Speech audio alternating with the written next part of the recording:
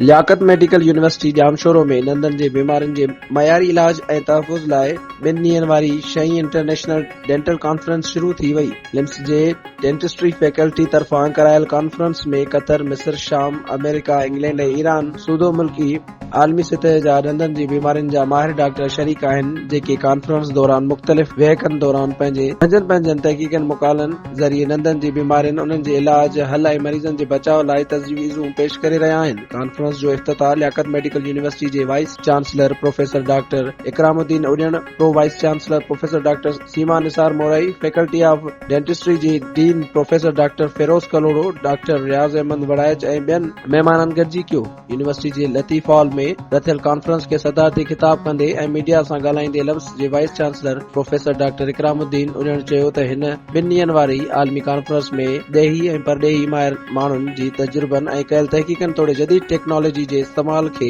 हिक ॿिए सां वंड करे सघिबो। प्रोफेसर डॉक्टर इकरामुद्दीन उॾियण जो चवणु हो त लिम्स तरफ़ां हिक ई आलमी कॉन्फ्रेंस लाभायती साबित थींदी, जंहिं में 2 ॾींहनि दौरान केतिरियूं ई अलॻि अलॻि वेहकूं थींदियूं, जंहिं में मुल्की ऐं आलमी सतह जा माहिर डॉक्टर ॾंदनि जी बीमारियुनि जे इलाज ऐं तहफ़ुज़ ते पंहिंजा तहक़ीक़ी मक़ाला पेश कंदा। कॉन्फ्रेंस के फैकल्टी ऑफ डेंटिस्ट्री जे dean professor doctor Feroz Kalhoro, professor Amreen Afzal, professor doctor Zia Yazdani, doctor Riaz Ahmed Waraich, doctor Nasir Saleem, doctor Hina Zafar Raja, doctor Arshad Hasan, doctor Kashif Ali Channar, doctor Shahdi Ahmed Musa Ali, doctor Ataya Sheikh, professor doctor Noor Wahab, professor doctor Amjad Mahmood ऐं ॿियनि ख़िताब कयो।